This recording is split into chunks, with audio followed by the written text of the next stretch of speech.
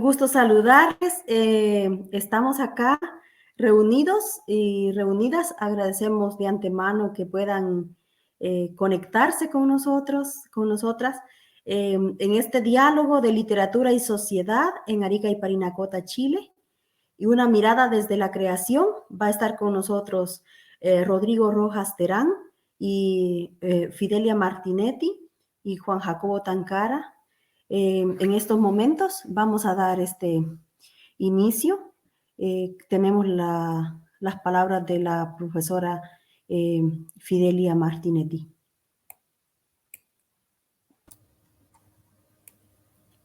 Fidelia. Hola, hola, buenas tardes, queridos espectadores y a todos los amigos del libro y de la literatura. Un gran saludo también a Giselle, que está tan lejos en Alemania, y nuestros amigos que vienen también a continuación están también fuera de Chile, están en Perú. Bueno, en el contexto de las actividades de celebración y de conmemoración del Día Mundial del Libro y del Derecho de Autor, nos estamos reuniendo, ¿no? Y tenemos muchas cosas programadas también más adelante.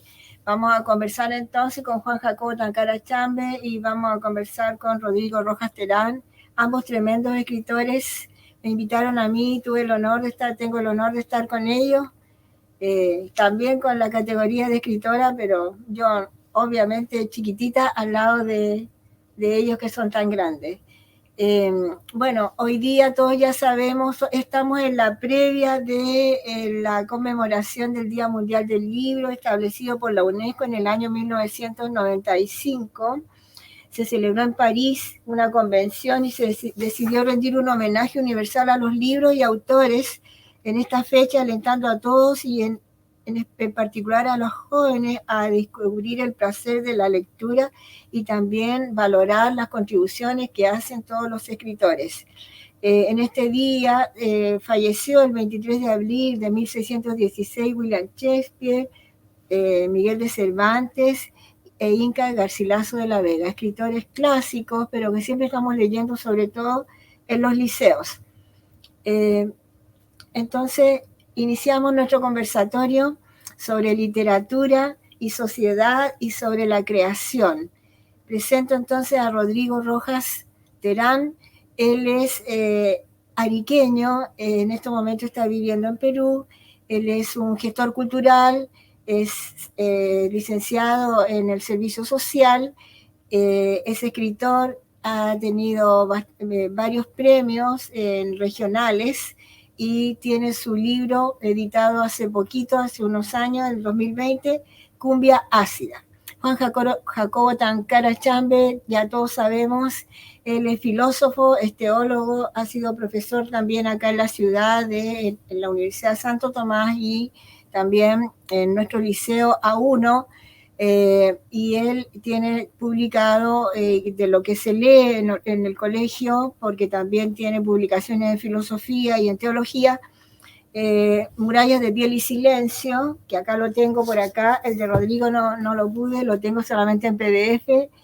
Tengo Vestigios de montaña, es la historia del liceo, Murallas de piel, y sigue con primero vestigios, porque es la historia de la familia aymara que se tiene que venir a vivir a la ciudad en busca de oportunidades, una historia de viaje, una historia de migración, y luego viene este liceo que ingresa a un internado solito, pierde a su madre, y él es un niño aymara que vive en un hogar cename. Y después tenemos Mientras dure la vida, que es este aymara ya más europeo que viaja por el mundo y plantea situaciones existenciales, ¿no? De lo que significa andar de un lugar a otro, así una especie de errante en el devenir de la vida.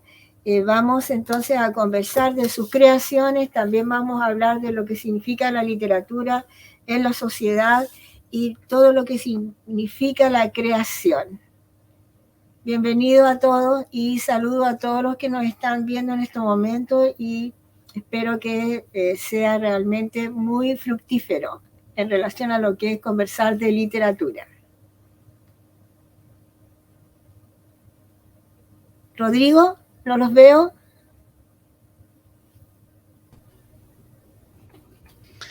Hola, Hola Fidelia, hola, hola Fidelia, un gusto estar un gusto. contigo, un gusto también poder estar en este diálogo eh, sobre literatura de Arica y la región de Parinacota desde nuestra mirada de la creación, dentro de la celebración, ¿no es cierto?, del Día Mundial del Libro, del derecho de autor y de autora. Así que muy contento de estar contigo. Ya pronto también, en un minutito, va a estar también Juan Jacobo, un amigo también escritor muy querido, así que muy contento de estar compartiendo y un gran saludo también a quienes nos están sintonizando y viendo por Facebook, por YouTube y también otra aplicación también que no conozco muy bien, pero un gran saludo a todos y a todas. Rodrigo, gracias. Voy a leer algunos textos de tus versos, de tus poemas. En realidad voy a decir algo antes, los había leído hace cuando recién salieron, o antes me parece que los leí, pero al leerlos ahora, bueno, igual por supuesto que valoré esa manera tan intensa, tan profunda de describir las problemáticas que hay en los barrios, las problemáticas que se dan en las pandillas, de describir ese estrato social de cumbia ácida, de cumbia chicha, ¿no? Que es lo que vivimos a diario, y esas dicotomías o esas polaridades que tenemos con esas diferencias de costumbre y de clases sociales que también se dan, a pesar de que somos una provincia donde no hay mayores riquezas, ni mucho menos, todos somos gentes de trabajo, pero que y efectivamente hay estratos muy desvalidos, y hay estratos realmente con problemáticas muy grandes, ¿no? De tipo social, como el consumo de la pasta base, la droga, también las riñas, las fiestas, los emborrachamientos, y también esa manera tan tierna que tiene de presentar a los personajes. Me hacía acordar un poco a Manuel Rojas. Bueno, yo soy de la época en que leíamos a Manuel Rojas mucho, y particularmente a mí me encanta Manuel Rojas. Pensé también en Punta de Rieles, por ejemplo, esa conversación que tiene en Punta de Rieles el Futre, que el Larraín, que está es drogadicto y que está relegado a esa mina, y conversa con este obrero que asesinó a su mujer, y de una manera tan simple, tan sencilla, como le habla, le va contando lo que pasó, y de esa manera, y de una manera tan así, como a la vez inocente, pero a la vez tan fuerte, de lo que significa morir en una riña, lo que significa asesinar, lo que significa llegar a situaciones límites de pobreza, de límites donde tienen que tomar la decisión de quitarse la vida, etc. Me gustaría, hay una frase en uno de tus versos que dice: aquellos buenos tiempos de chicha, la vida no es un regalo, la vida es una cumbia chicha perdida en la tristeza. Eso de la fiesta, la alegría, y soterradamente la tristeza, soterradamente la cruda realidad, ¿no? Es algo que, ¿cómo te inspiraste tú con esa temática?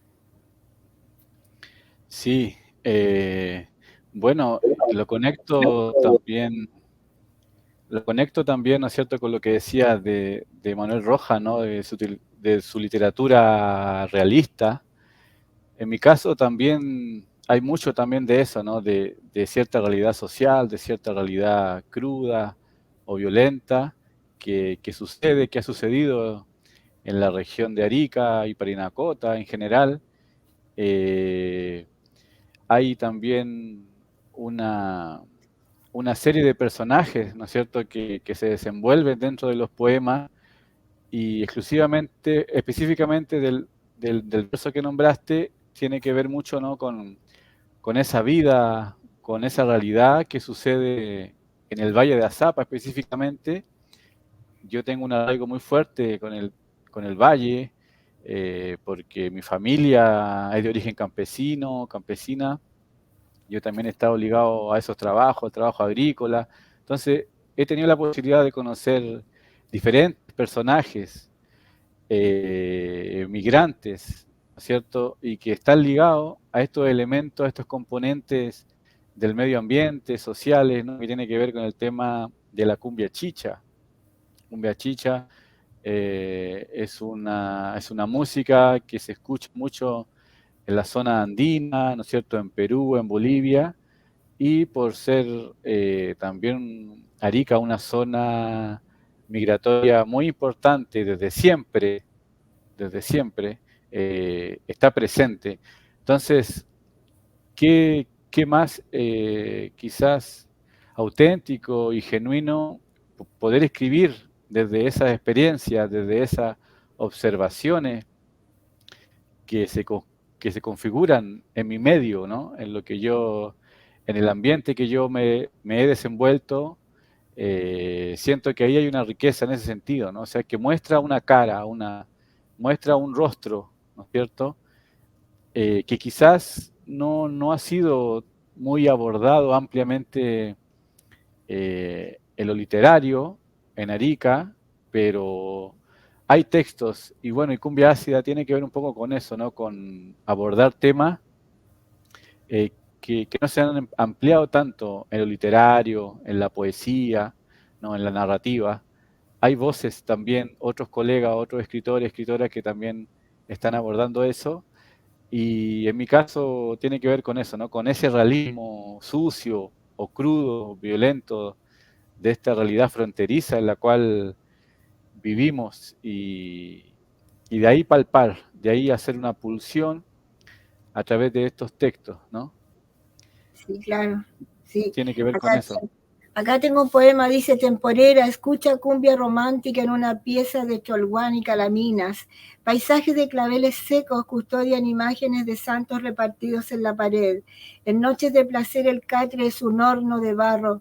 Grillos saltan en la opacidad, la luna llena impacta sequias, charcos, 1 millón de invernaderos. Su hijo en el tomatal patea latas de cerveza, cuando fija su mirada a la náusea del sol sobre cabezas negras, madre e hijo unidos por tomates maduros que al atardecer reducen como el corazón de una tórtola muerta sobre infinitas mangueras de riego por goteo. Esa imagen es maravillosa, Rodrigo, madre e hijo unidos por tomates maduros. O sea, la desvalidez o esa indefensión de los personajes es lo que produce una ternura tremenda ante los pesticidas, ante ese riego por goteo, ante ese maltrato que está recibiendo la naturaleza con todas las problemáticas de Azapa, ¿no? Esas polaridades, esa terrible tragedia de la contaminación del Valle de Azapa y también la tragedia de las temporeras, la tragedia del campesino, los hijos que no tienen mayores oportunidades, eso produce realmente llega profundamente.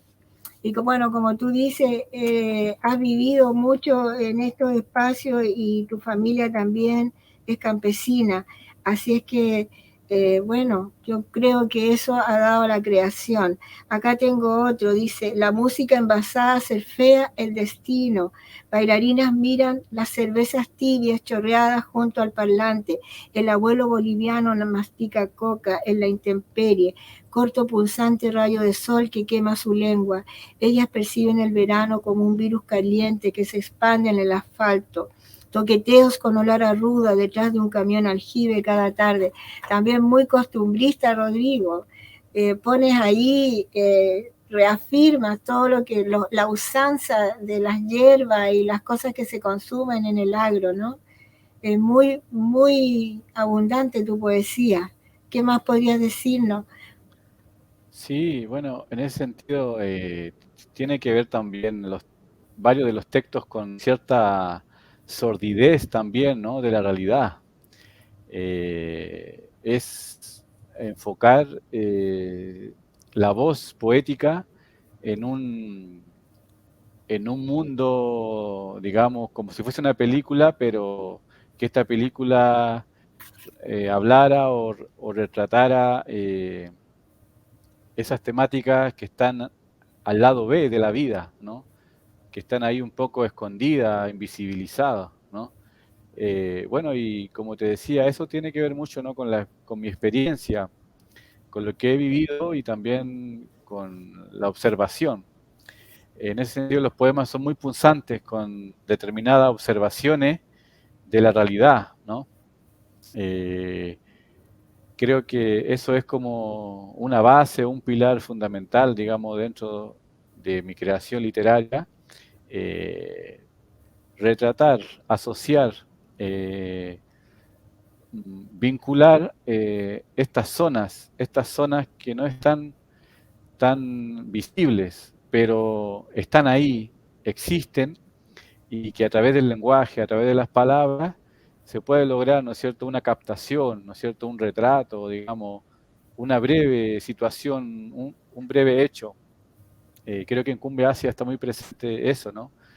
Como la descripción de ciertas imágenes, como fotografías de, de instantes, ¿no? De pasajes en las cuales he realizado un acopio de todo ese material, ¿no? Y lo he, digamos, plasmado en este libro.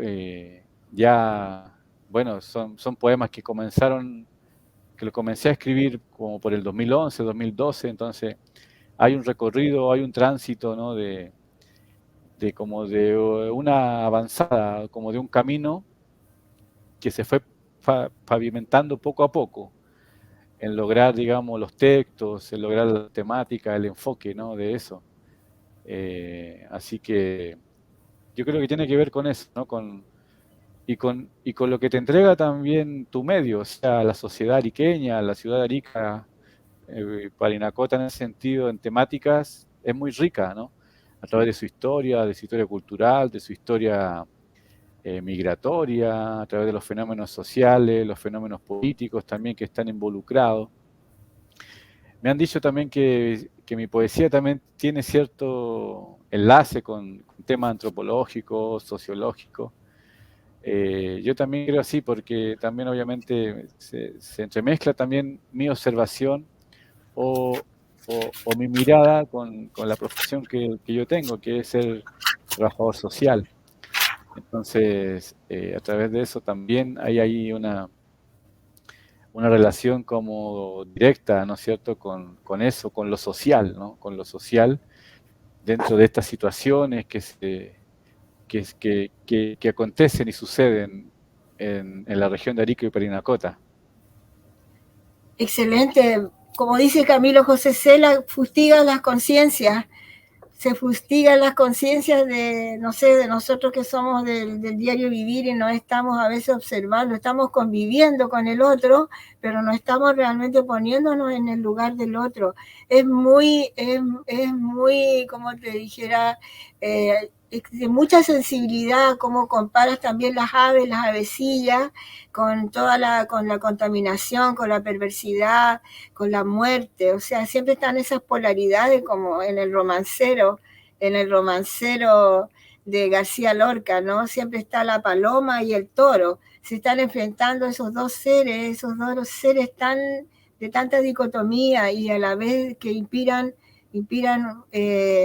sobrecogen en realidad.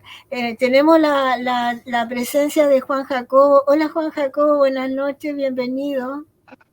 Fidelia, muy buenas noches, Rodrigo, un gran gusto y también en especial saludo a las personas que están viendo y las que verán, porque este va a quedar grabado, ¿no? Eso es lo que Sí, me claro, dijeron. sí.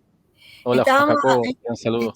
Estábamos hablando de Cumbia Ácida y estaba viendo, bueno, nos decía Rodrigo, aparte de la belleza de las imágenes y de esos personajes del agro, o del terminal, esos personajes campesinos, esas temporeras del Valle de Azapa, esos niños, hijos de temporera que están solitos ahí al sol, etcétera, estábamos viendo la mirada que tiene él desde el punto de vista sociológico, las problemáticas que hay en el valle, cómo llegamos a pensar que se está exterminando realmente, se están exterminando los olivos, no se da mayor solución a todos estos problemas. ¿Qué nos puedes decir del libro Cumbia Ácida tú, Juan Jacobo?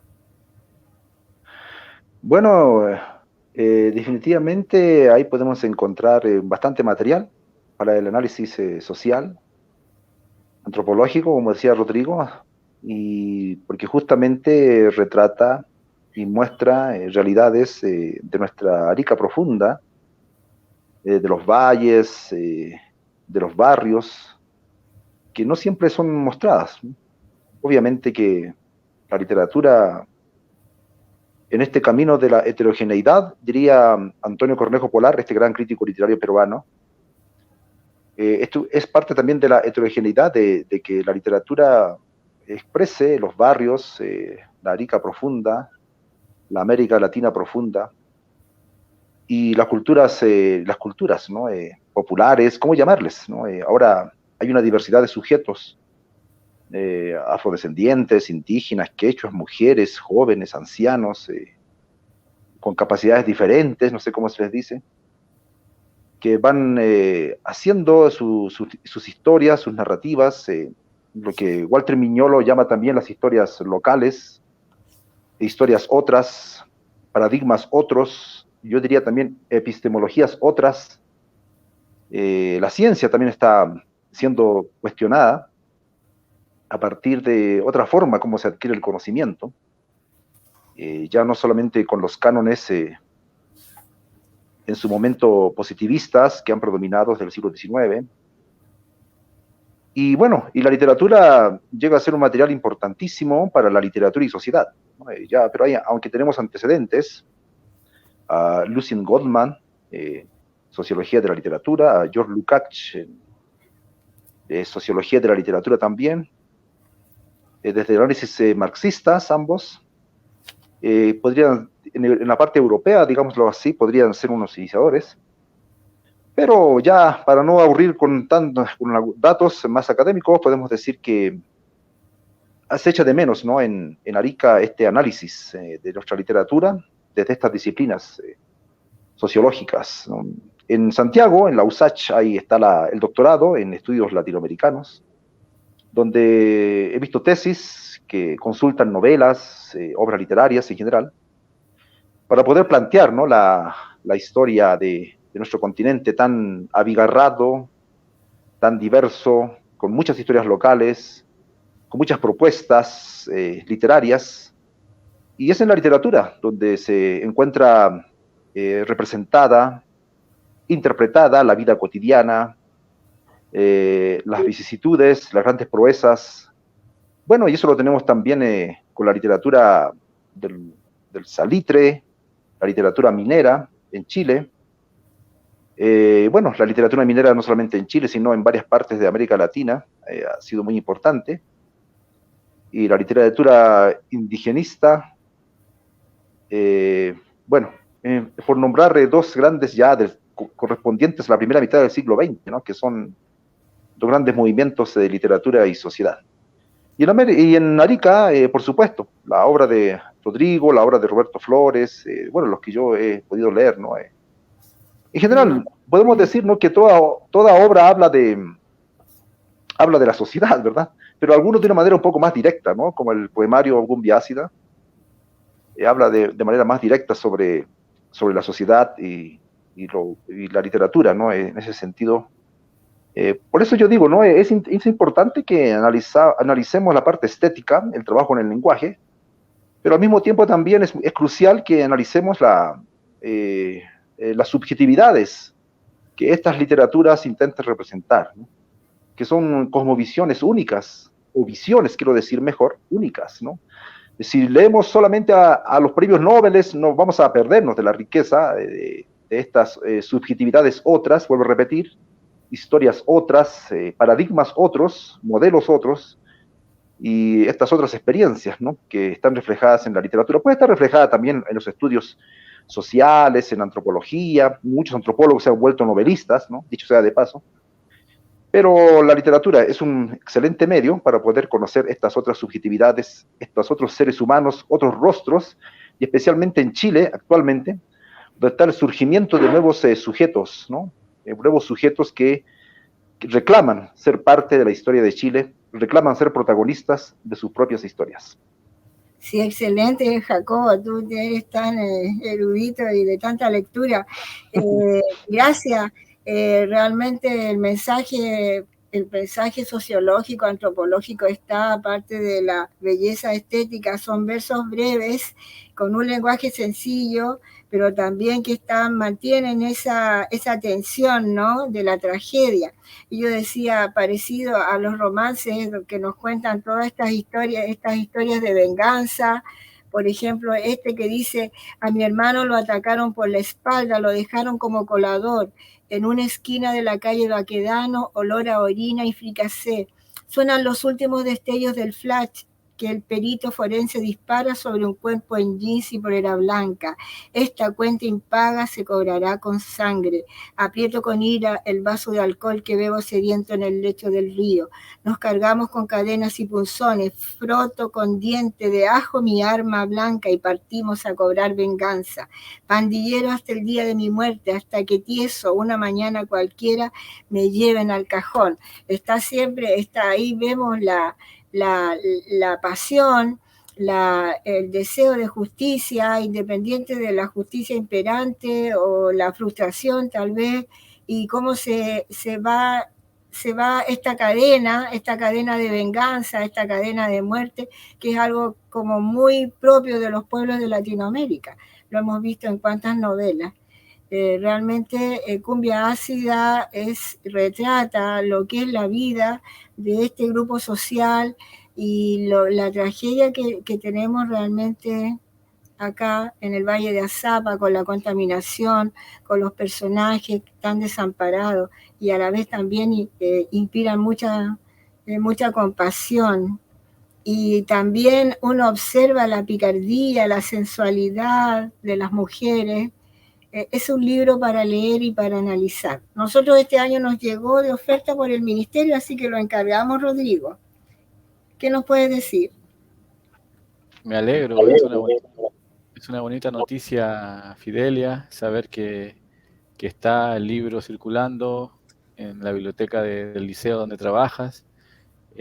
Aún no tengo la oportunidad quizás de estar por allí en alguna actividad, pero esperemos que pronto estar por ahí hablando sobre Cumbia Ácida o quizá otros trabajos que se vengan a futuro. Así que eso, nada, muy contento y muy contento de que el libro circule. Bueno, antes de pasar a Juan Jacobo, tengo acá un texto, una prosa que dice Lanate, nadie imagina lo que cuenta la tierra en este valle. Chincoles arrimados a una antena satelital, acusando los ladridos de un quiltro viejo, veloces gorriones que picotean el pellejo seco de un cordero, dos gatos gordos electrocutados a orillas de un estanque visiblemente agusanado. O sea, hay un cumbia chicha en los oídos de un migrante boliviano con su radio portátil adosada en el pecho. Fuerzo el cerrojo de la bodega, el polvo de la chusca arruina mis sandalias negras. Muy descriptivo, muy realista y se muestra en forma muy patética, ¿no? Cómo el Valle de Azapa va a ir muriendo y no hacemos nada por el Valle de Azapa. Nadie imagina lo que cuenta la tierra en este valle, chincoles arrimados a una antena satelital. Cómo están muriendo las aves, los pajaritos por toda la contaminación. Una prosa poética intensa y también una poesía intensa. ¿Qué podemos decir? ¿Qué podríamos más agregar, Juan Jacobo, de Cumbia Ácida? El lenguaje. Lo importante son las imágenes, y yo creo que eso es, ¿no? Como decía Octavio Paz, la literatura no se la entiende si no se la ve. Bueno, sí. Yo no sé si están así, pero yo creo que al ver también vamos entendiendo. Entonces son estas fotografías que nos entrega Rodrigo en sus diferentes poemas, con el cual vamos profundizando, ¿no? El conocimiento de la ciudad y cómo está tejida o no esta sociedad ariqueña. Y lo que me gusta también de Rodrigo es que él también intenta ir un poco más allá de Arica, ¿no? Tiene algunas poesías que están inspiradas en Tacna, me parece, o en algún lado de Perú. Y él mismo ahora vive en Perú, entonces este afán transfronterizo a mí me gusta bastante, yo también lo hago, yo lo he hecho ya desde mis 16 años, he estado rondando la macrozona andina y otros lugares, entonces nosotros en realidad no estamos en el extremo norte de Chile, ¿no? Estamos en el centro de algo muy importante, no debemos sentirnos como que si estuviéramos en un rincón, estamos en la puerta para entrar a todo lo que es la América Morena, Amerindia, Abyayala, América Profunda, la macrozona andina, ¿no? Y yo pienso que eso hay que aprovecharlo muy bien, y la poesía de Rodrigo a mí me gusta porque relativiza, ¿no? Este imaginario de nación, este imaginario de chilenidad y va más allá, ¿verdad? Porque Arica mismo es un lugar abigarrado, un lugar híbrido, como llamarle, un lugar de muchos encuentros, desencuentros, diálogos y gastronomía, culturas confluyen aquí, ¿no? Tenemos una cantidad importante de migración peruana, boliviana, ahora venezolana, ecuatoriana, entonces tenemos el mundo andino. Cuando dicen los bolivianos, no, los chilenos nos han robado la saya o los caporales, no hemos robado nada. Los mismos bolivianos han venido a vivir acá, sus hijos ya nacieron acá, y ellos han traído los bailes, sus músicas, y en realidad Arica es un lugar muy rico, ¿no? De muy rico encuentro. Ahora ya en todo Chile, ¿no? Antes, hace unos 20 años atrás, era más difícil encontrar en Santiago, pero ahora veo que la migración, ¿no? Está produciendo cambios culturales muy importantes, como es obvio que pase. Entonces, es un lenguaje adecuado, una poesía adecuada para mostrar, ¿no? Estas realidades sociales, musicales también, ¿no? Estas tonadas un tanto despreciadas, como los chapis, Chacalón y tantos otros maravillosos, que eran pertenecientes al mundo marginal, los mázaros, chaperón, estas pandillas aymaras, ¿no? Rodrigo me compartió una tesis que hubo en la UTA, y bueno, todo este mundo que en su momento fue despreciado especialmente por la literatura, ¿no? Entonces, que sea retomado me parece importantísimo. Bueno, eso es lo que podría añadir. También tenemos que ahondar, porque tiene personajes interesantes y descripciones de los pueblos, también José Maldonado, ¿no? En este libro Remix. Estuve revisando y muy interesante toda la denuncia que hace del acarreo político en algunos pueblos y todo lo que significa la manipulación. Pero tomando la idea de lo que estabas diciendo, me acuerdo que un día conversando, planteaste que no tiene mayor valor estudiar así como la literatura de la frontera, la de Arica, la de Perú, o la literatura del norte, del sur de Perú, o la literatura de la frontera de Bolivia. O sea, no debería, nos decías tú en un lenguaje sí, en una conversación más familiar, que no deberíamos hablar de literatura chilena, ni peruana, ni boliviana. Deberíamos hablar de la literatura andina o de la literatura de esta zona. ¿Podrías explayarte en eso, Juan Jacobo? Bueno, definitivamente la literatura corresponde a una realidad social, a un contexto, pero no a los imaginarios macros que tenemos, ¿no? Por ejemplo, me pregunto, ¿qué es Bolivia?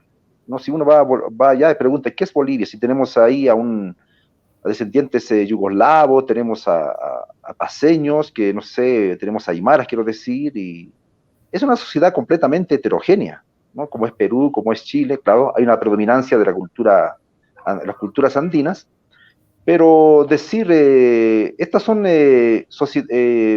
sociedades imaginadas, ¿no? Espacios imaginados, como diría Benedict Anderson, ya su clásica obra, ¿no? Y pienso que el Estado-nación, el Estado mismo en América Latina carece de narrativa actualmente, está queriendo reconstituirse, pero las historias del Estado yo pienso que están casi fracasadas, ¿no? No tenemos nada en común, ¿no? De repente tengo más en común yo con un huancaíno que con un santiaguino o con un rancagüino, tengo más en común con un boliviano, con un paceño, ¿verdad? Entonces yo tengo que relativizar un poco, ¿no? Sin que se sientan mal, ¿no? Aquí no se trata de la gente que se sienta mal y que le hiera su sensibilidad nacionalista, no. Simplemente se trata de que la literatura muestra determinadas realidades, pero que no son estas macro realidades, ¿no? Estos macro imaginarios, ¿no? Chile, Perú, Bolivia, que son estados todavía en construcción, que no se han consolidado completamente, sociedades inventadas por oligarquías en distintos países y con una desigualdad económica, todavía con un imaginario que no es compartido, se vive desde la diversidad, ¿no? Y entonces, la literatura sí, concretamente refleja lugares, espacios, territorios, personas, subjetividades, como decía, pero no necesariamente, ¿no? Estas macroinvenciones, ¿no? Ficcionales, estatales. Pienso que es una maquinaria, una tecnología al Estado y hay gente que se hace cargo de ello, administran, se corrompen, etcétera. Pero me parecería absurdo que la literatura, digamos, quiera supeditarse, ¿no?, a estos imaginarios estatales, digámoslo así. Escapa, yo pienso, escapa, va más allá. Lo que sí refleja son cosas profundas del ser humano, bueno, etcétera, ¿no? Sí, no podemos hablar en realidad qué es la literatura chilena. La literatura chilena, bueno, nosotros estamos acostumbrados, hemos leído a Manuel Rojas, Baldomero Lillo, Francisco Coloane, pero en realidad el Chile, que es tan extenso, y tenemos que resaltar esta parte, y que es algo que va mucho más allá de decir literatura peruana, literatura boliviana, realmente. Bueno, y... escribimos en español, ¿no? Eso es una gran cosa. Escribimos en español, y aunque hay características regionales, localistas, sin embargo, nos podemos comunicar también con España, con Madrid, qué sé yo. Entonces, eso es el milagro de la comunicación, ¿verdad? Y me parece eso también muy interesante, ¿no? Somos una gran comunidad hablante, enorme, que muchas veces el mundo anglosajón ha querido dividir, ha querido separar, ha querido llenar de odiosidades, etcétera, pero en realidad somos una gran comunidad hablante, ¿no? Y nosotros también somos herederos del Quijote, ¿no?, de Cervantes. Es así, ¿no? Sí, porque escribimos en ese idioma. Sí, y tenemos nosotros acá en Arica, tenemos temáticas importantes, también tenemos una población importante que se vino después que se acabaron las salitreras a vivir a Arica. Tenemos mucha nostalgia, mucha añoranza con la pampa, con la salitrera, y acá tenemos este libro, Salitre de pan y de sangre, poema lírico, épico, elegíaco y testimonial a la vida, pasión y muerte y leyenda de la pampa salitrera, que está recién salido del horno de Miguel Durán, que también esperamos trabajar este año. Y también vamos a retomar Romancero Andino, que habla, que es una alabanza también a Parinacota, y también no lo tengo en este rato. Pero volvamos a la literatura de ustedes. Estaba viendo, Juan Jacobo, en este libro, Vestigios de Montaña, que dice, bueno, antes de... Mejor voy a ver antes este libro. Bueno, presento a Juan Jacobo, ya sabemos, ya les dije, escritor, teólogo, filósofo, educador, y tiene 3 libros que hablan la historia de Eliseo. Ahora viene un 4º libro que se llama Destierro, que ya pronto va a salir a la luz. Yo le digo a Juan Jacobo que él es un aymara, pero es un aymara europeo, porque tiene muchos relatos grandes de Europa, porque ha estado en muchas partes, en España, en Italia, viviendo también en Alemania, y también está con su filosofía muy heideggeriana, ¿cómo se dice? Siempre está hablándonos del tiempo. Dice acá, según leí en un libro de hermenéutica, que el tiempo lo hacen los seres humanos al configurarlo mediante una narración, pero yo me siento preso. ¿Dónde habré escuchado aquello? La narración es necesaria no únicamente para ser inteligible al tiempo, sino para poder vivirlo, o tal vez para soportarlo. Soy tan inconsciente de todo ello. La vida parece resbalarme a veces. La imagen pareciera tener un gran poder, a tal punto que me convence de la muerte. Sin embargo, no quiero retener nada.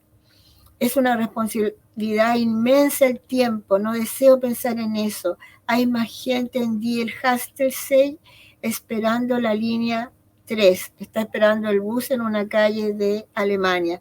Se respira la humedad por todas partes.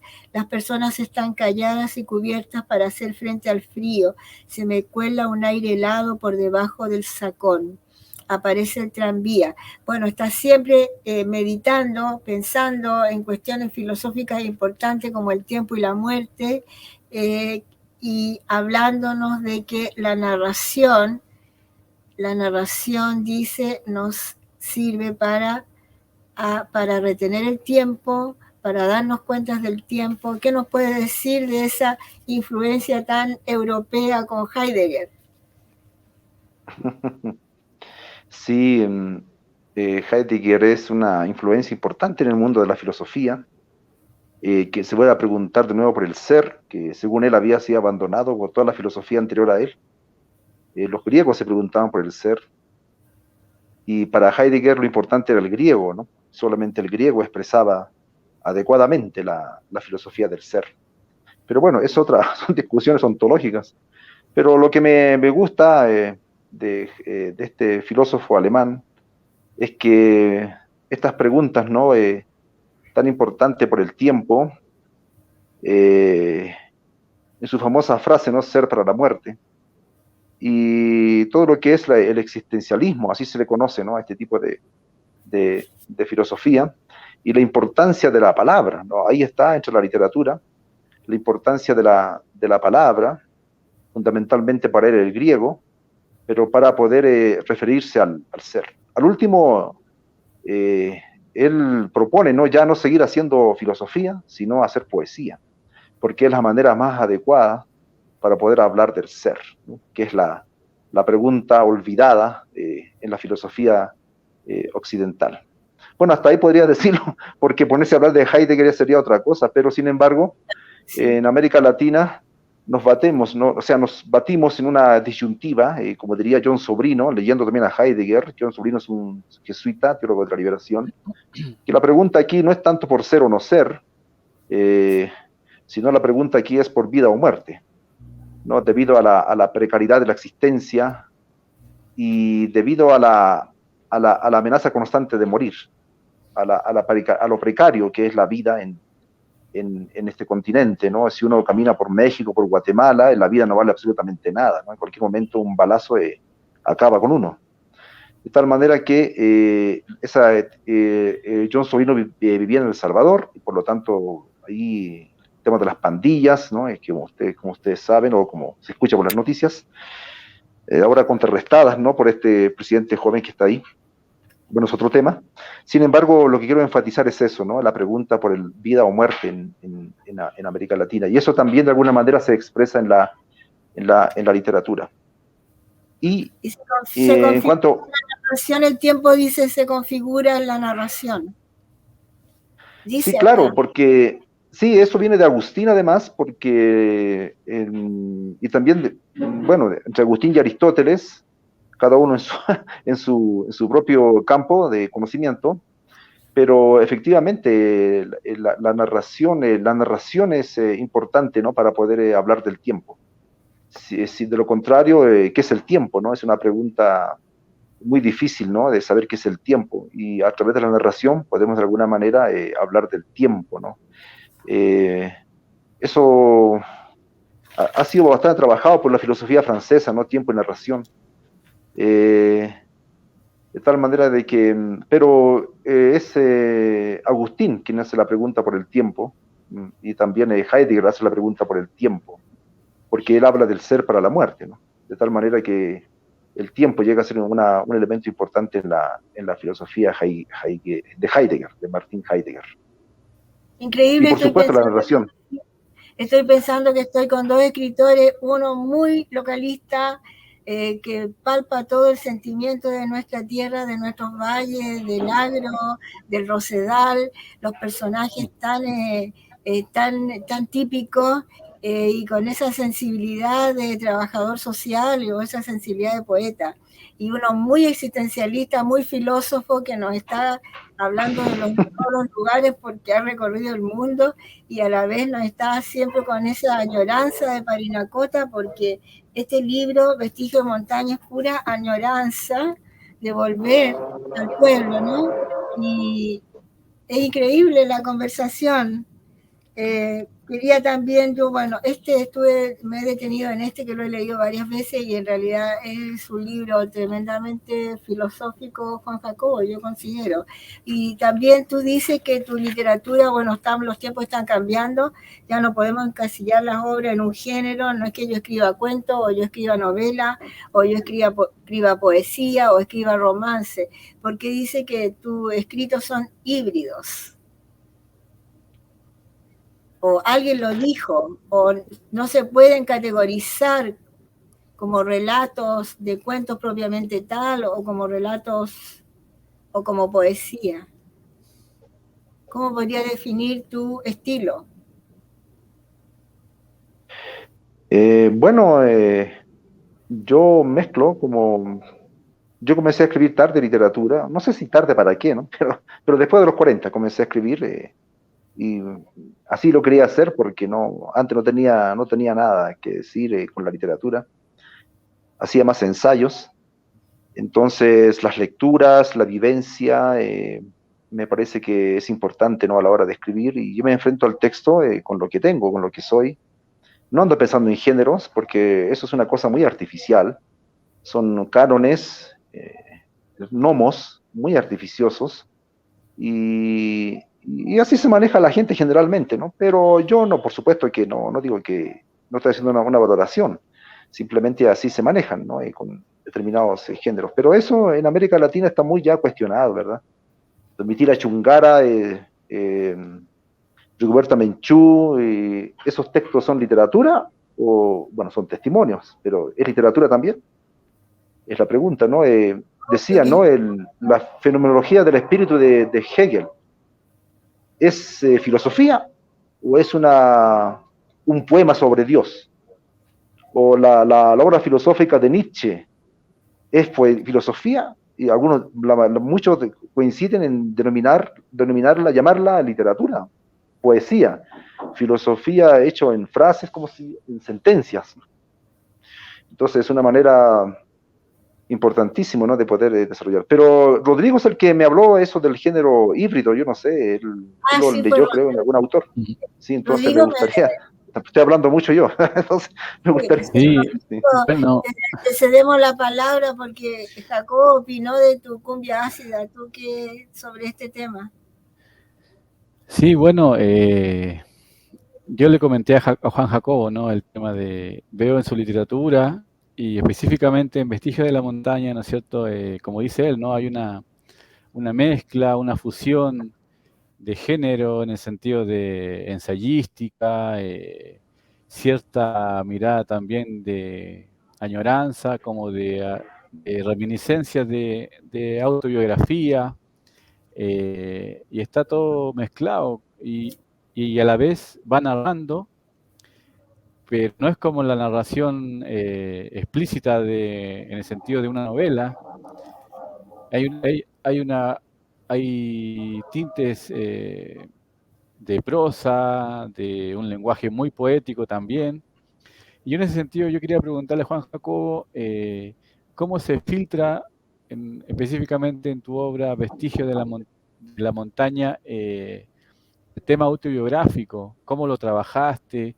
¿Cómo, cómo elaboraste, digamos, este núcleo biográfico que es, ¿no es cierto?, tu tema familiar, eh, en Caquena, ¿no es cierto?, tus raíces, pero ya desde esta mirada de adulto, ya con un bagaje, ¿no es cierto?, de una persona migrante, de haber estado en otros países, ¿no es cierto?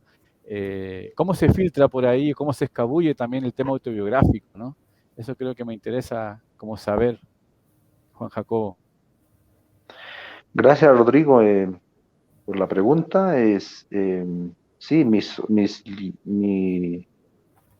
literatura, mi modesta contribución es biográfica, tiene mucha de biografía, es de la memoria y, y bueno, de alguna manera trabajamos con el lenguaje escrito, trabajamos con la palabra y me parecía que en América Latina, en Arica, no había suficiente obras que se puedan denominar étnicas, y fue también una opción de tipo político, opción política, de poder contribuir, ¿no? a la memoria. En este caso, bueno, se puede contribuir desde la historia, la antropología, como hacen muchos académicos que trabajan este tema,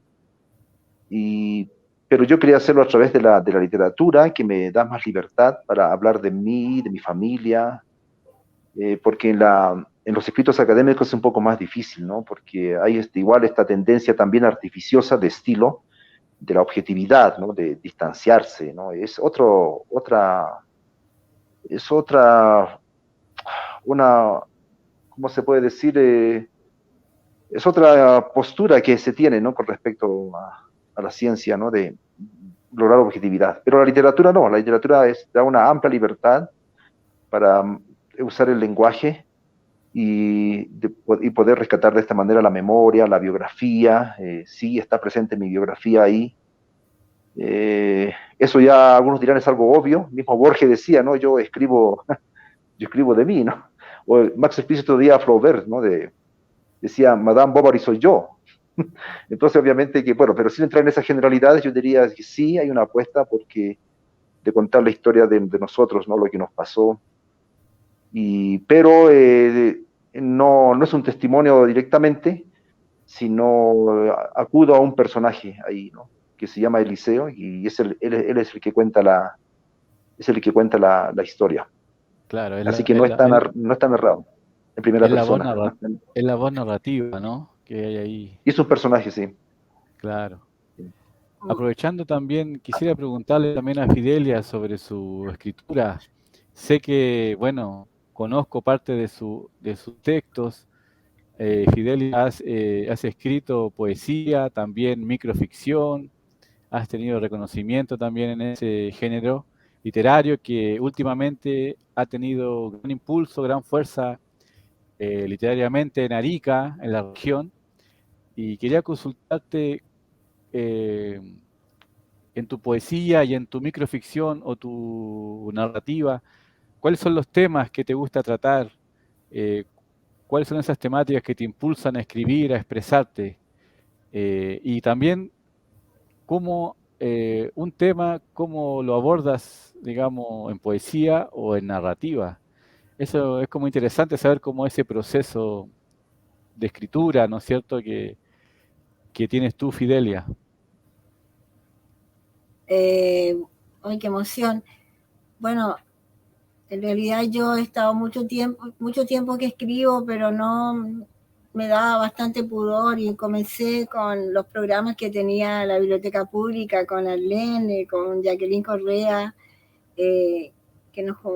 a leer las cosas que yo escribo, ¿no? Y me decidí allá a mostrarlos, a leerlos en recitales y postular a Hazla Cortitas. Y fue muy estimulante para mí. Bueno, mi tema son las mujeres, obviamente, y las mujeres, yo pertenezco a una generación más antigua, mucho más antigua que la de ustedes, y donde la mujer, bueno, se decía que íbamos a la universidad a buscar marido, hemos sido muy madres o muy esposas, no tenemos ese empoderamiento que tiene la juventud de ahora, que decide tener o no tener hijos, y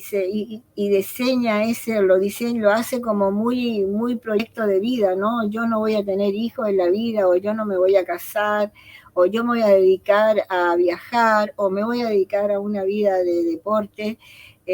Nosotros, a uno, bueno, además yo vengo de Tocopilla, y siempre uno se supone que se casaba a los 21 años, yo me casé muy joven, entonces esos son mis temas, la maternidad, el aborto, el desamor, el tener que a veces sobrellevar muchas cosas por los hijos, eso, y me parece que yo muchas amigas siempre les he leído mis poemas y les gustaba, entonces aparte que se reían porque también tienen un componente de sensualidad, siempre como que quiero una mujer así, una super compañera, una super woman, una super, no sé, una mujer que sea capaz de ser muy mujer, de una mujer muy entera, muy también con capacidad y también son mujeres enigmáticas, de repente son mis mujeres ideales de mi subconsciente, no sé si qué es lo que quieres hablar de alguno en especial o de algún microcuento. Tengo El parir como en casa, que fue también premiado en el concurso regional Hazla Cortita. Es un tema de un parto aymara, porque leí yo en una noticia de que existía una sala de parto donde había una partera aymara, y tenían el derecho a nacer a la usanza de los aymaras y pedir la placenta, pero no había ninguna estadística donde se realmente que constatase que realmente se hacía un parto a lo aymara, una sala de hospital fría, donde no había tampoco vegetación en los jardines, o no había una ventana. Entonces, con esa noticia me inspiré con ese cuento Parir como en casa, que nunca fue parir como en casa, porque bueno, ahora yo creo que ya las clínicas, las maternidades, los hospitales deben estar ya adaptadas para los partos de las mujeres que son indígenas, que tienen una costumbre, una manera de parir. Hay Sí, un video, o sea, hay un cortometraje sobre ese cuento corto que escribiste, Parir en casa, o Parir como en casa, parir en... sí. Entonces, bueno, y es una costumbre tradicional, ¿no? También en Bolivia, en los aymaras, bueno, en Bolivia hay cerca de 2 millones de aymara hablantes, y en sus estudios antropológicos existe efectivamente aquello, ¿no? De hacer un rito, y era el tema del tema de la placenta, ¿no? Entonces, creo que es un cortometraje muy, muy interesante, muy bueno, y también tu cuento, por supuesto, que da para una larga discusión, ¿no? Sobre el tema de la interculturalidad, que llega a ser un asunto casi formal, pero es que también son las mismas personas aymara las que tienen que, como usan ahora, aunque es un término más estadounidense, esto del empoderamiento, sí, yo claro. diría más bien ganar más espacios y hacerse respetar, ¿no? Sí. Porque es como formal, pero todavía no hay una apropiación que tienen que hacer las mismas mujeres aymaras sobre aquello. Sí, claro, bueno, Pero, los ¿cómo tú derechos llegas con la cultura? sí, Sí.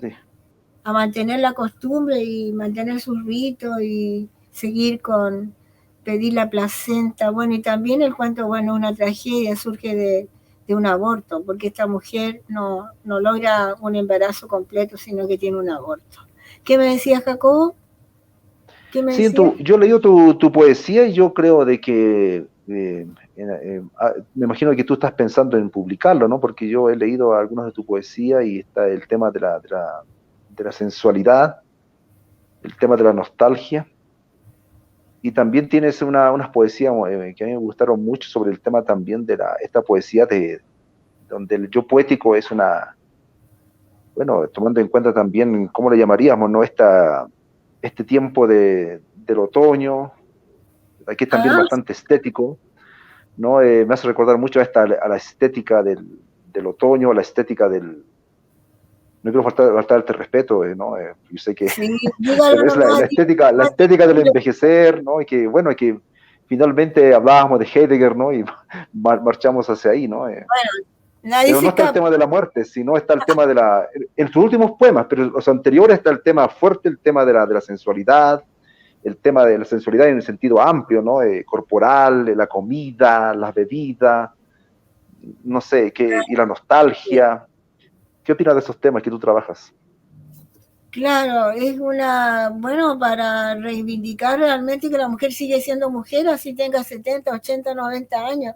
Así ya ahora, como el otro día conversaba con un grupo de amigas, ya el término menopausia o mujer menopáusica, hay que sacarlo ya del habla, porque es otro estado de la mujer. Entonces, terminar también, romper ese esquema de que porque ya no es capaz de engendrar, no es capaz, ya no va a producir, o sea, ya no va a tener un bebé en el vientre, no va a ser mujer, o ya es abuelita, y si es abuelita ya no tiene que irse a su casa a tejer, a bordar, a rezar, no sé, es de hacer, eternizar realmente, porque es mucho más que eso, la mujer, el cuerpo, la femineidad, es algo que va mucho más allá del envejecimiento o de ir perdiendo ciertas capacidades que todas lo perdemos cuando llega ya los años, la memoria, el movimiento, No sé, tal vez tengo yo, y sí, una nostalgia.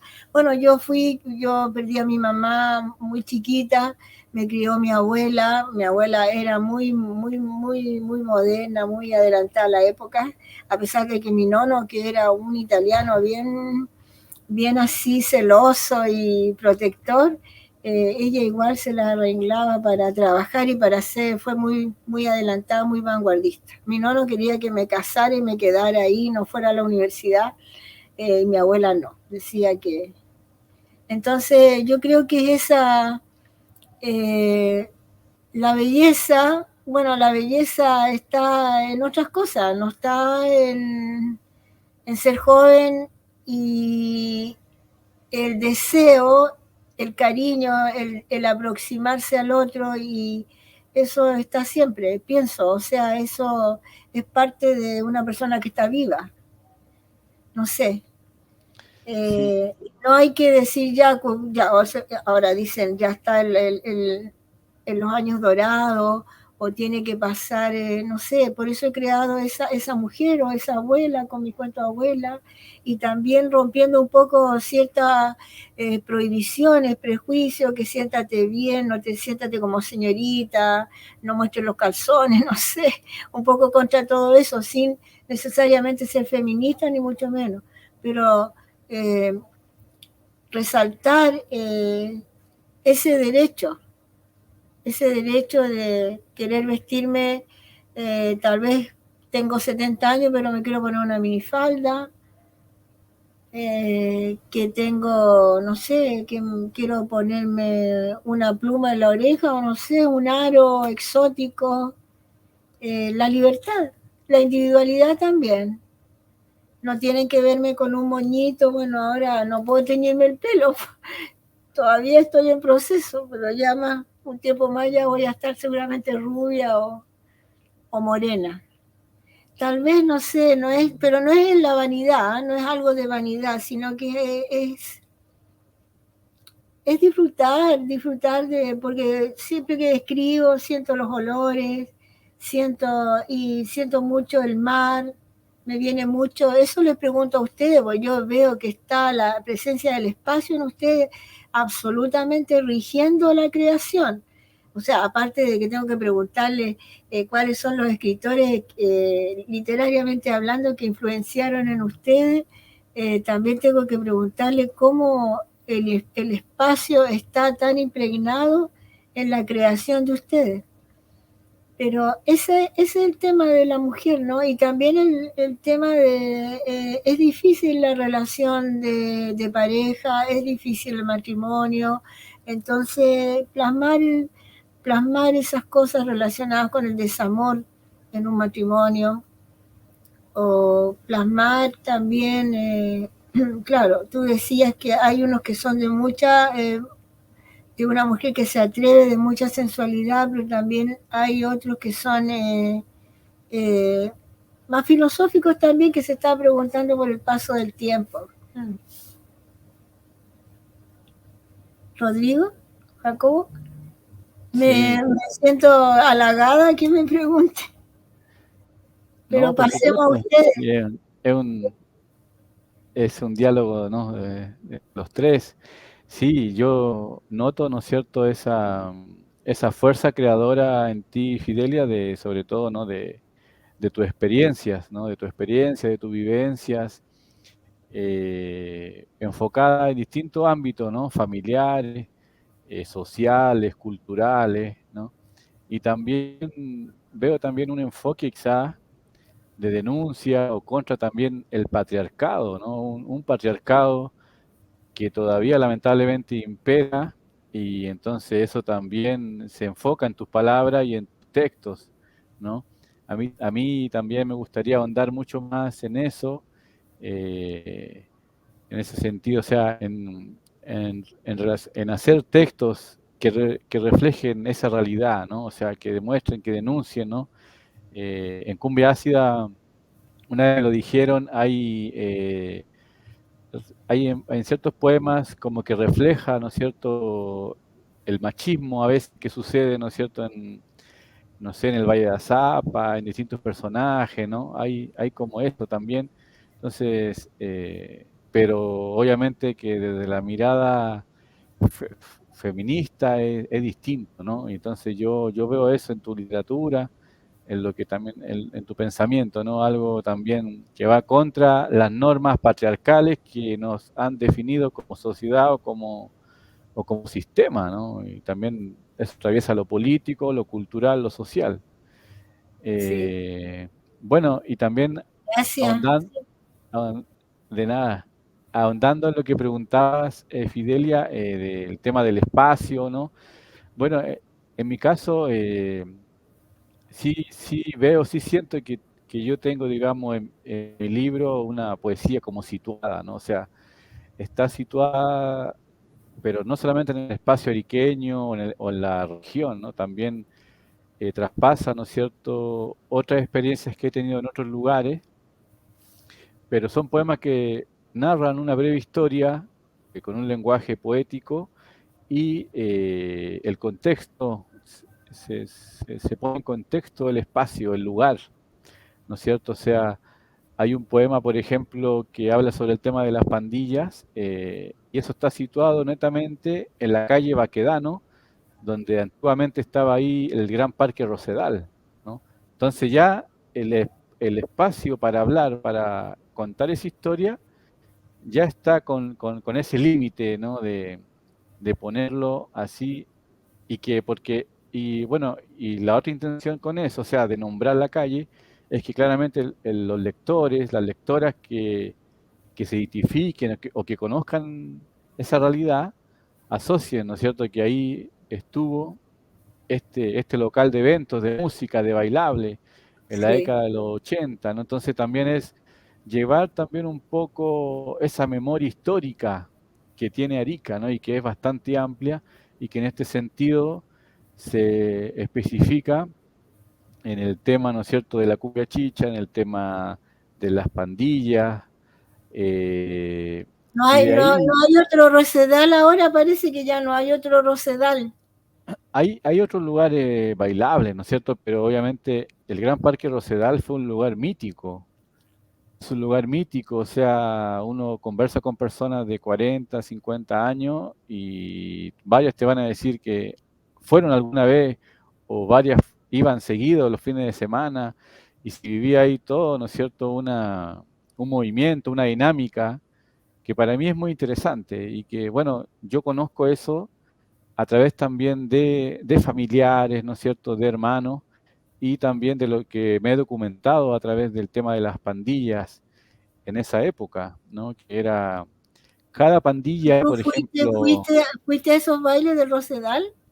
no, yo era, Ah, era, ni, era niño cuando sucedía eso, ¿no? O sea, nunca fui, ¿no? O sea, de grande, por ejemplo, hay otros lugares como el Fandango, el Palacio de la Cumbia, en el Cerro Sombrero, eh, otro lugar por ahí que se me escapa el nombre, pero el a través de Manhattan. la... Entonces era más antiguo el Manhattan. Este era más antiguo, claro, ese era del año 70, Ese 50, era un creo, cabaret. claro.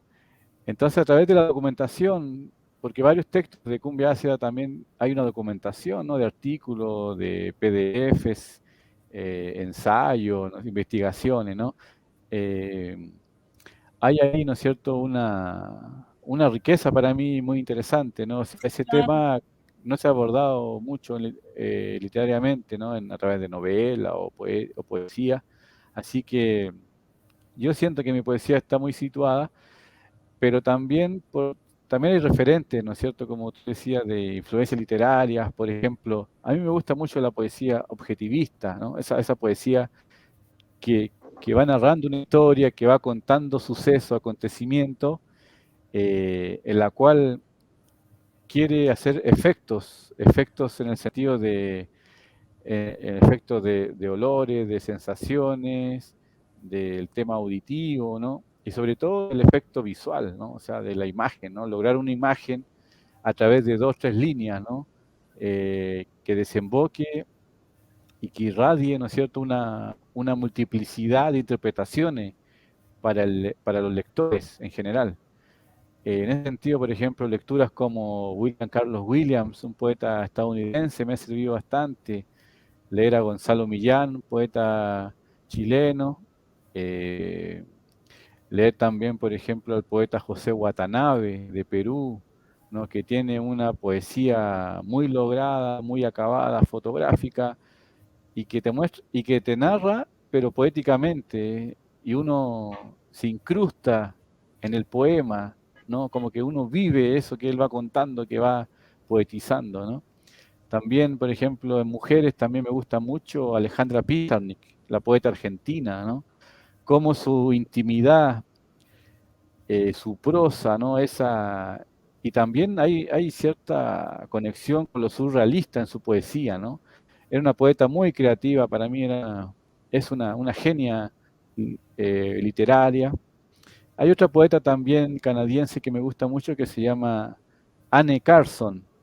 No soy muy Sí, bueno para, no soy muy bueno para las pronunciaciones. Verónica Sondex hizo la traducción con la Sí, editorial Long, también parece. Sí, me gusta mucho excelente. un pequeño libro que se llama El ensayo de cristal, donde la cual ella funde ciertos géneros del ensayo con la poesía. A ratos también, si tú lees, también parece una novela poética también, ¿no? Me gusta Virginia mucho esa Woolf, poesía. También, sí, pero ella, bueno, ella es narradora, ¿no? sí, Bueno, sí. y poetas chilenas también, me gusta mucho Verónica Sonde, Carmen Berenguer, Elvira Hernández. Hay una infinidad, la verdad que la lista es larga, pero siempre dentro de dentro de ese foco de lo poético, asociado, ¿no? al objetivo y subjetivo a la vez, ¿no? Que se fundan esos dos conceptos. Bueno, no me queda alargar más para darle el pase Ya ahí a Juan para Jacobo. Juan Jacobo que nos hable de Octavio Paz y que nos hable de sus poemas. Juan Jacobo, ¿cuándo vas a lanzar poemas? No, Y yo tengo, bueno, en realidad yo creo que los poemas sí, los poemas son una cosa que eh, los, hay que pensarlo mucho, ¿no? Pero la poesía es otra cosa, ¿no? La poesía, en esto estoy de acuerdo en Octavio Paz, es una manera de, y también con Heidegger. Es curioso, ¿no? Que Octavio Paz sigue mucho a Heidegger, pero no lo cita.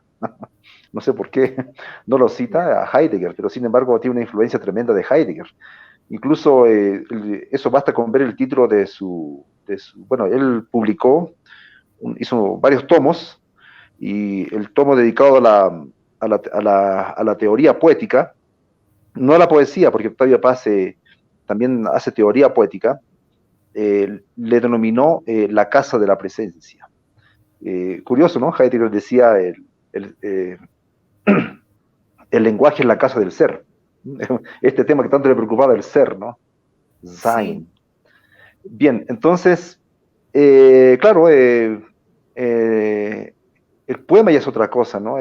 Como define Octavio Paz, es un objeto hecho de palabras, pero por la poesía es una manera de ver el mundo, una manera de vivir, ¿no? Prácticamente, por decirlo en términos muy sencillos y rápidos. Entonces, modestamente creo que lo que intento hacer es poesía. Bueno, la narrativa rusa llamaba poema a la novela, ¿no? Eh, Almas Muertas de Gogol era considerado también un poema, como un poema, bueno, era también una especie, la novela también puede ser un poema.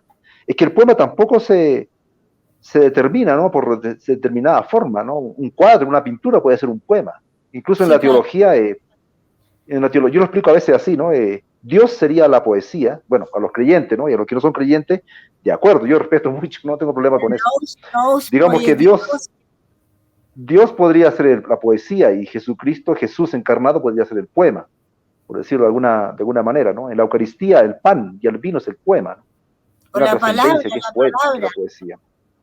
No solamente la palabra, ¿no? Como te decía, el poema puede ser en un cuadro, una imagen, no se reduce a la palabra, así como la entendemos. Bueno, eh, vamos a ir cerrando y yo quisiera saber de los proyectos futuros. Ya sabemos que va a lanzar una novela Juan Jacobo ya luego, Destierro, que es la continuación de Eliseo, la vida de Eliseo. Y Rodrigo también tiene un proyecto de microcuentos, parece, ¿no? Sí, o sea, un poquito así, pero ya más ligado a lo narrativo. Ya. O sea, pero aún, o sea, estoy escribiendo narrativa, estoy leyendo bastante narrativa. Últimamente he estado leyendo literatura autobiográfica, no sé, por ejemplo, los diarios de Julio Ramón Ribeiro, de los diarios de Emilio Renzi, de Ricardo Piglia, la novela luminosa de Mario Lebrero. Estoy enfocado en eso y tengo un borrador de cuentos, borradores de cuentos. Me gustaría también tener una novela, pero no lo sé, o sea, estoy también en esa búsqueda de, como lo que decía Juan Jacobo, ¿no? O sea, de no categorizar, de no definir la Un pulsación género. creativa. Claro, a mí me gusta también fundir y en ese sentido he estado leyendo también algunas obras que van por esa línea. Por ejemplo, hay un libro muy interesante de Benjamín Labatut, un escritor chileno, que fue publicado por Anagrama, que se llama el libro Un verdor terrible, donde él mezcla el ensayo científico con la narrativa, con la prosa, va desencajando diversos personajes reales de la historia, de la ciencia, y en capítulos. Y eso, la verdad que ese libro me ha volcado la cabeza bastante porque te muestra otras aperturas, ¿no? Otras formas también. Entonces, en ese sentido, como lector y como creador a la vez, o sea, me dice, ¿por qué tengo que escribir algo así lineal? ¿Por qué escribir esto desde la tradición? ¿Por qué repetir la tradición, no? Entonces, estoy en esa búsqueda, como te digo, en lo narrativo, y bueno, esperemos ya, no sé en cuánto tiempo más, pero va a haber un libro distinto, o sea, ya, pero también va a haber poesía, o sea, yo, como les digo, o sea, es fundir lo narrativo y lo poético, estoy en esa onda, o sea, decir exclusivamente poesía, no, no estoy ahora ligado a eso, ¿no? Claro, sí. Bueno, Esperemos, pensemos en el Quijote. El Quijote es claro, está lleno de matices. Tenemos ahí narraciones intercaladas, tenemos poesía, tenemos fábula, tenemos de Ahí todo. está todo casi. Sí, pues y está Miguel de Unamuno también, que rompe el esquema y se coloca a discutir ahí con Augusto Pérez en Niebla, si lo va a matar o no lo va a matar, y él no va a morir, le dice Augusto Pérez, porque él es un ente de ficción. Va a morir Unamuno, pero no va a morir. Yo creo que estamos viviendo momentos en realidad muy trascendentes en cuanto a la creación, y qué lindo, qué hermoso esto. Bueno, y nos quedamos a la espera, Juan Jacobo. Bueno, ya sabemos que viene Destierro y poesía. ¿Has pensado en publicar poesía? No, todavía no, porque eso hay que trabajar muchísimo, yo pienso. Sin embargo, estoy afanado con la saga, ¿no? Que son seis tomos, 6 volúmenes, y bueno, no son muy grandes, no son como tú muestras los libros, son, bueno, modestos, pero son 6 volúmenes y ya están escritos ya 5 y uno último estoy escribiéndolo. Obviamente que hay un proceso de mucho trabajo de arreglar y editarlo, etcétera. Me gusta autoeditarme, trabajo con editora adjunta, pero me gusta autoeditarme a mí, ¿no? En vista de que, bueno, pero por supuesto que también las obras, obvio, ¿no? Que hay que darlas a leer a otras personas para que hagan sus juicios, y es muy bueno eso, pero a la hora, al final me gusta autoeditarme, pero eso demanda también un tiempo, un trabajo. Em, pero ya, mi afán es eso, ¿no? Es la saga, que ya Destierro sería el sexto y final, ahí termina. Hay dos intermedios que ahí Juan termina así, Jacobo, Juan Jacobo, ¿y ¿sí? cómo se define eso así como de decir, estos libros son una saga, acá termina? ¿Cómo se produce eso, ¿no? Digamos, ese tipo de decisión en el sentido de Es porque yo siento igual es como, a veces, ¿no? Es como cerrar algo, ¿no? Artificial.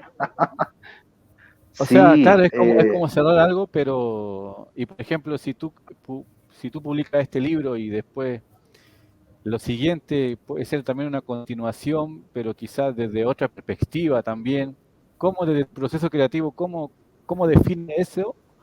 ¿O tú crees que todavía no está tan patentado, digamos, hacerlo así? bueno, yo lo determino de manera arbitraria completamente, ¿no? La saga lo digo porque casi cuento la historia, digamos, como tú me hablabas de la autobiografía, cuento casi toda mi historia de mi vida, ¿no? Desde que nací hasta esta edad. Entonces, pero a esta edad ya decido terminarlo porque me abruma, digamos, ¿no? Seguir escribiendo de esa manera. Aunque mis obras son, como vuelvo a repetir, son pequeñas, son cortas, sin embargo trato de condensar ahí mi experiencia. Y quiero terminarla porque, bueno, ese es mi plan, ¿no? Obviamente que uno después seguirá escribiendo, pero te doy fin porque los proyectos hay que terminarlos, ¿no? Creo que también es un poco la influencia de poco de la academia, ¿no? Donde me he metido a estudiar carreras y posgrados y siempre los acabo como de lugar, ¿no? A veces he pagado un precio humano muy alto en la parte académica, porque vengo de una familia completamente que no tiene nada que ver con la academia. Mi papá y mi mamá nunca pisaron la escuela formal. Entonces, así que el recorrido fue muy largo y es abrumador, ¿no? Entonces, pero siempre pienso que hay que terminar la que uno empieza, aunque sea algo muy modesto, como en mi caso, pero hay que darle el fin, ¿no? Es bueno eso, terminar las cosas. Tengo un afán, una, un afán, ¿no? Una ansiedad de terminar las cosas si se las empiezo, ¿no? Y por eso me pienso mucho para empezar otro proyecto, porque quiero ver el final. Gracias, Rodrigo, Estamos, por la pregunta. sí, Fidelia, interesante. Sí, Fidelia, y en tu caso, Fidelia, ¿algún proyecto de Sí. publicación que se venga bueno, para yo este año, Tus para el sí, poemas, próximo año? los poemas los poemas, los porque Claro. en las redes y yo creo que ya me voy a decidir, lo voy a mandar a una editorial, ya está por lo menos ya lo tengo decidido. Tengo ahí como 100 páginas en poemas. sí, ya es hora, ¿no? No, A pero es una veces, opinión más sí, gracias. Bueno, No, o estoy sea, sumamente agradecida de que me hayan considerado y mucho que hablar, porque acá tenemos unas poetisas muy importantes de la ciudad, está Maru Delgado, está la Connie Tapia, está la Brenda Barahona, la Iris también Fernández, así que se requiere un encuentro de poetisas. Y otros escritores importantísimos como Roberto Flores, bueno, Luis Seguiel, que ya está prácticamente en todos los colegios con el plan lector. Agradezco esta conversación en el marco Fidel, de la... Fidel, tú haces un trabajo muy importante, ¿no? Y yo creo que es la única, no sé si la única, pero que yo no conozco otra, bueno, aquí tampoco yo conozco todo, pero obviamente, pero eres una de las principales que hace el trabajo de la promoción de la literatura regional, ¿no? Entonces es un trabajo muy importante, ¿no? Y un trabajo realmente que vale la pena agradecer, destacar y mencionarlo, ¿no? El trabajo que es de promover en tus espacios educativos, pero también más allá de eso, tú haces a veces videos en YouTube donde tú muestras obras regionales y creo que eso es un trabajo muy importante, ¿no? Ahora tenemos Muy, gracias a Juan Jacobo, tenemos con la red de CRA programado un seminario, un congreso de literatura regional, nos está auspiciando MINCAP, Ministerio de Educación también, así que ahí se viene algo bueno, un programa bueno, si Dios quiere, están invitados cordialmente para el 22 de junio. Y ojalá los tengamos todos acá luego, presencialmente. Ustedes que se han vuelto, ya se han ido para Perú, se han vuelto peruchitos. Aquí estamos con la Maru, que también es, bueno, la Maru es peruana, estamos esperándolo, ojalá que podamos reencontrarnos y también que ampliemos este conversatorio y podamos invitar a otros escritores para intercambiar ideas Ya tenemos que despedirnos porque ya se completó la 1:30. Así que ha sido realmente un agrado, un gusto en este contexto de celebrar los libros. Tenemos mucho que hablar también de los otros, pero teníamos ganas ya, por lo menos. He estado toda esta semana dentro de todas las actividades leyendo Cumbia Ácida, Rodrigo, y a Jacobo también ya lo tengo leído. Volví con el Mientras dure la vida, Jacobo, muy filosófico, muy lindo. Y nos Muchas despedimos gracias. ya, no sé si va a cerrar Giselle, ¿quién va a cerrar? Sí, quizás cada uno unas palabras. Ya. Yo quiero solamente agradecer la invitación de Palabra Comprometida Ediciones, a ti Fidelia, por este diálogo, Juan Jacobo, un gustazo. Creo que es muy importantísimo poder dialogar, conversar a través de nuestra creación y asociar, ¿no es cierto?, nuestra visión de la literatura, de lo social, nuestra región de Arica y Parinacota. Creo que tenemos obras, tenemos textos que se enlazan con todo eso, dentro de nuestro estilo, dentro de nuestra mirada, de nuestro pensamiento. Y creo que eso es muy importante, muy valioso. Y seguir en esta senda, quizás en los siguientes meses poder replicar también más diálogos, si es que se puede también ahí, me tomo la palabra, o sea, me tomo un poco la confianza ahí con Palabra Comprometida. Pero nada, fue un gusto y le doy las gracias y un saludo a las personas que nos vieron, que nos sintonizaron. Eso, muchas gracias. Saludo entonces a toda la comunidad lectora, a los Come Libros, porque tengo un grupo de niños acá en el colegio que se colocó los Come Libros. Así que un gran saludo a Giselle, directora de Palabra Comprometida, y para ustedes muchos cariños. Sí, muchas gracias, Fidelia, muy amable, Rodrigo, y adelante, sigan adelante con sus proyectos, vamos a estar atentos a los proyectos de ustedes, ¿no? Y también Palabra Comprometida, me imagino, bueno, Isel va a estar atenta, ¿no?, a todo lo que ustedes puedan desarrollar y también a poder promocionar esos excelentes obras que saldrán. Así que un gran abrazo también a las personas que nos están sintonizando y las que nos verán, porque esto, como decía, va a quedar grabado, me dijo Giselle. Entonces, Giselle, muchas gracias también, directora de Palabra Comprometida, por esta oportunidad. Sí. Un gran abrazo, mucho cariño. Muchas gracias. Giselle, Él es también, quería hablar, creo. Bueno, sí. muchas gracias, permiso. Yo quiero agradecerle su participación y bueno, muchas gracias, que sigamos. Una próxima. Muchas gracias.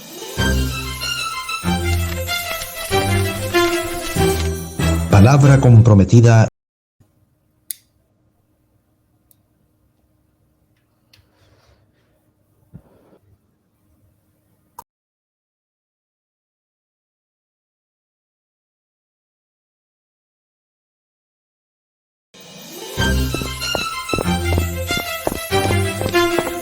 Palabra Comprometida Ediciones.